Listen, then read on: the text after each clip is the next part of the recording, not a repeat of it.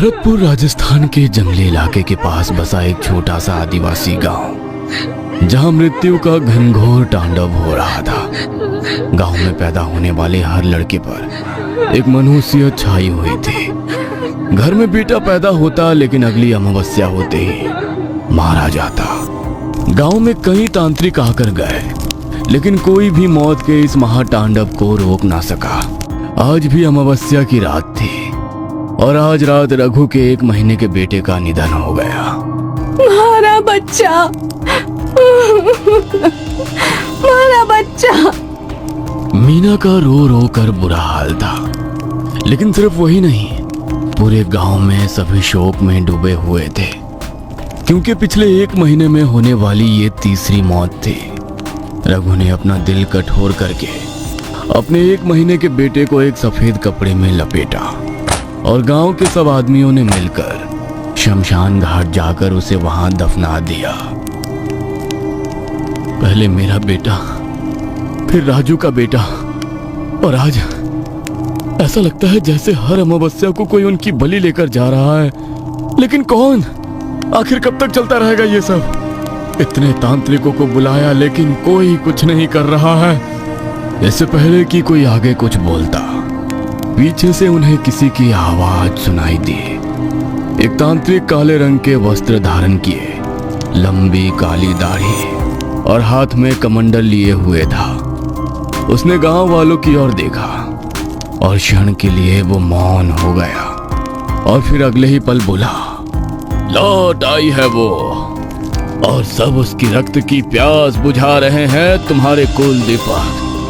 अगर तुम्हें उसके श्राप से छुटकारा नहीं मिला तो एक एक करके तुम सबके घर के कुल दीपक बुझ जाएंगे। अभी भी समय है, संभाल लो सब कुछ, वरना पछतावे के सिवा तुम्हारे साथ कुछ नहीं आएगा।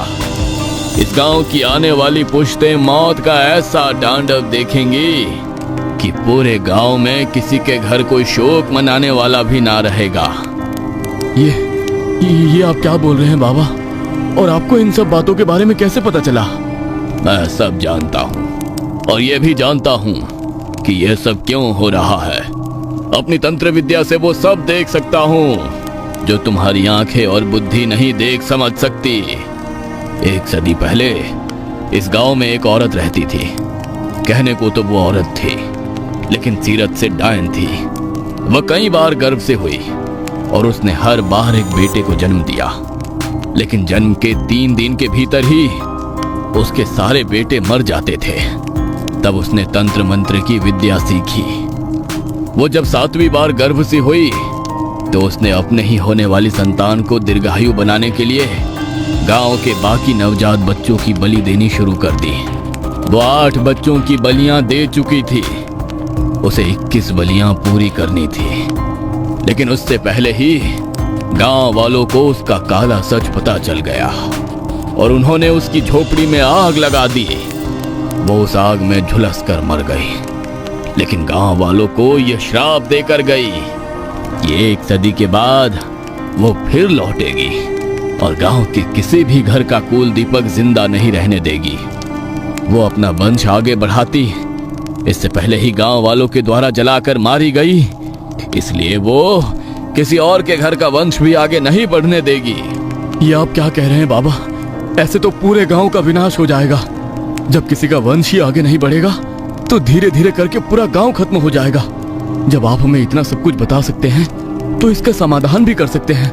कुछ भी करके हमें श्राप से मुक्ति दिलाइए, हमारे वंश को खत्म होने से रोक लीजिए। यह समस्या जितनी जटिल है, इसका समाधान भी उतना ही मुश्किल है। उसके मुंह से उसका शिकार छीनना है तो उसे रक्त के बदले रक्त देना होगा, बलि के बदले बलि। उसके श्राप से तुम सबको तभी मुक्ति मिल सकती है जब उसे हम स्वयं अपनी इच्छा से बलि चढ़ाएं, वो भी पूरी 21, लेकिन किसी जानवर की नहीं, बल्कि अपनी संतानों की। क्या हम आपसे अपनी संतानों का जीवन बचाने का समाधान पूछ रहे हैं और आप हमें इस दलदल में और गहरा धकेल रहे हो? यहाँ पहले ही गांव के इतने बच्चों की जान जा चुकी है और आप कह रहे हो कि हमें अपनी मर्जी से उन्हें अपने संतानों की 21 बेटों की बलि और चढ़ानी होगी। हम अपने हाथों से उसे अपने बेटों की बलि नहीं चढ़ा सकते। ऐसा सोच भी कैसे सकते हैं आप? मैंने ऐसा नहीं कहा मूर्ख। बेटों को बचाना है, इसलिए उसे बलि बेटों की नहीं दी जाएगी, बल्कि उसकी दी जाएगी जिसका तुम्हारे वंश से कोई लेना देना नहीं, जो तुम्हारे वंश को आगे नहीं बढ़ाएंगी। छोरे की सलामती के लिए छोरी की बलि देनी होगी। जिस दिन गांव से 21 लड़कियों की बलि पूरी हो जाएगी, गांव पर से ये श्राप खुद ब खुद हट जाएगा। इसका यही एक समाधान है। क्या अपने हाथों से अपनी बेटियों की बलि देनी होगी? नहीं नहीं, वो तो सिर्फ उन लड़कों की ही बलि लेके गई है जो नवजात थे। हमारा नवजात बेटा तो खत्म हो गया, तो मैं किसे बचाने के खातिर अपनी बेटी की बलि दूं? हमारे परिवार ने तो अब उससे कोई खतरा ना है। नहीं, चाहे नवजात हो या उससे बड़ा हो, वो किसी को ना छोड़ेगी। अगर बेटों को बचाना है तो किसी को तो बलि पर चढ़ना पड़ेगा ना। फैसला तुम्हारा है। मैं इसी शमशान में साधना के लिए बैठा हूँ। जब निर्णय कर लो तो आ जाना, वरना ये सिलसिला कभी नहीं थमेगा।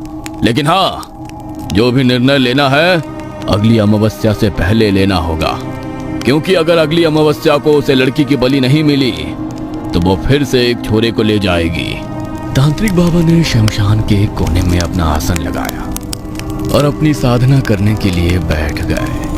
उन्होंने गांव वालों को जो बोला वो उस बात को समझ नहीं पा रहे थे कि बेटों को बचाने के लिए बेटियों को बलि पर चढ़ाना होगा, और उसका फैसला भी उन्हें अगली अमावस्या से पहले ही लेना था। सब अपने अपने घर आ गए थे, लेकिन अगली कई रातें यही बात सोच सोच कर किसी को नींद नहीं आ रही थी। एक तो पहले ही गांव में बेटियों से किसी को ज्यादा मोह ना था, ऊपर से जब उन्हें पता चला कि गांव के छोरों के जीवन की डोर इन छोरियों के जीवन से बंधी है, तब से तो वहां के माहौल में और भी नफरत भर गई थी। सालों साल देवी माँ के लिए निर्जला उपवास किए, तब जाकर 5 छोरियों पर एक छोरा जना था। उस पर भी उस डायन की नजर पड़ गई। अरे उसे अपनी भूख मिटाने के लिए किसी की बलि ही चाहिए थी, तो इन 6 में से किसी एक को ले जाती।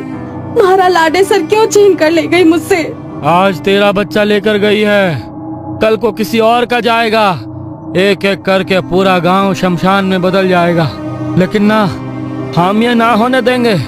अमावस्या से एक दिन पहले गांव के सभी आदमी चौक में इकट्ठे हुए ताकि एक फैसला ले सकें। अगर तुम सबने अपना फैसला कर लिया है तो बता दो, क्योंकि अगर आज फैसला नहीं लिया तो कल अमावस्या की रात को फिर से किसी के घर का कुल दीपक बुझ जाएगा, और आने वाली हर अमावस्या को ये सिलसिला इसी तरह दोहराया जाएगा। ऐसे तो ये सिलसिला थमने से रहा। इससे तो अच्छा यही है कि हम अपनी बेटियों को बलि चढ़ा दें। वैसे भी बेटियां हमारा वंश आगे नहीं बढ़ा सकती, और हर घर के वंश को मिटने देने से अच्छा है कि हम 21 बेटियों की बलि चढ़ा दें। आखिर कहीं तो ये सिलसिला रुकवाना ही पड़ेगा ना। हाँ, मेरा भी यही मानना है। अपने बेटों को बचाने के लिए उन्होंने ये निर्णय लिया कि वो अपनी बेटियों की बलि चढ़ाएंगे। रात गहराई, सब लोग मिलकर शमशान की तरफ गए जहाँ तांत्रिक बाबा अपनी साधना में लीन थे। गांव वालों के कदम जैसे ही शमशान में पड़े, तांत्रिक बाबा को उनके आने का अंदेशा हो गया। उन्होंने हाथ जोड़कर अपना जाप रोक दिया और गांव के लोगों को इशारा करके अपने पास बुलाया। ले लिया निर्णय? हाँ बाबा, हम तैयार हैं। अपने बेटों को बचाने के लिए हम उसे अपनी बेटियों की बलि चढ़ाएंगे। तो फिर ठीक है, कल रात अमावस्या है, तो कल गांव की एक लड़की को लेकर इसी शमशान में आ जाना। लेकिन हाँ, एक बात का ध्यान रखना, बलि उसी लड़की की स्वीकार होगी जो अपनी किशोरावस्था में होगी। नवजात या छोटी बच्चियों की बलियों को वो स्वीकार नहीं करेगी। अगली रात हुई। गांव के एक आदमी बिरजू के घर कुछ दिन पहले ही बेटे ने जन्म लिया था। उसकी बेटी इसी महीने 13 साल की हुई थी। गली की बाकी बच्चियों के साथ वो आंगन में खेल रही थी। तभी बिरजू ने उसे आवाज लगाई। गंगा, जरा बात सुन मेरी। हाँ बोलो बापू, क्या हुआ? चाय पीनी है? मैं अभी बना के लाती हूँ। ना, मने बाहर का एक काम है, तू भी हमारे साथ चल। पर बापू, माँ ने अपनी सहेलियों के साथ खेलना है। हमारा कहीं जाने का मन ना है। आप अकेले चले जाओ ना। अरे थोड़ी देर में वापस आ जाएंगे। चल चल वापस आके खेल लियो। बिरजू ने अपनी बेटी को बातों में बहलाया और उस मासूम सी जान ने अपने पिता पर भरोसा कर लिया।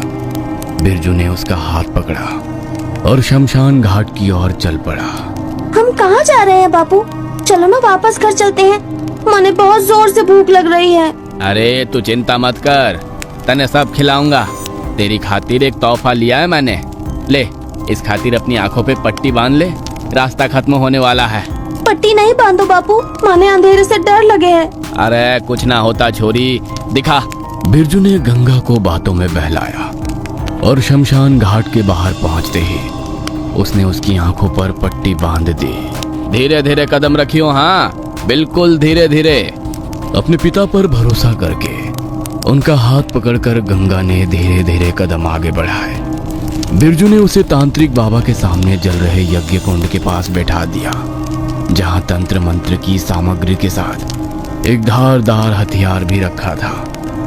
एक बार को तो बिरजू का भी दिल वो धारदार चाकू देखकर दहल उठा, लेकिन अगले ही पल उसने सोचा, ना, तांत्रिक बाबा ने बोला था कि बेटी की बलि मुझे अपनी स्वेच्छा से देनी होगी। मुझे अपने मन को कठोर करना होगा, वरना छोरों की जान भी चली जाएगी और उस डायन को संतोष भी ना मिलेगा और वो फिर खा जाएगी हमारे गांव के छोरों को। बापू हम कहाँ आ गए? मैं अपनी आँखों से पट्टी निकाल दूं क्या? ना छोरी, अभी ना, बस थोड़ी देर और रुक जा। तांत्रिक बाबा ने वो धारदार चाकू उठाया और बिरजू की सहमति के लिए उसकी तरफ इशारा किया। बिरजू ने हाँ में गर्दन हिलाई और उसी वक्त तांत्रिक बाबा ने यज्ञ कुंड में गंगा को बलि चढ़ा दिया। बिरजू के कपड़ों पर अपनी ही बेटी की खून की छींटें थी। उसकी बेटी की कटी हुई खोपड़ी यज्ञ कुंड में जल रही थी और उसका कटा हुआ धड़ उसके पैरों के सामने गिरा हुआ तड़प रहा था, लेकिन उसकी आंखों में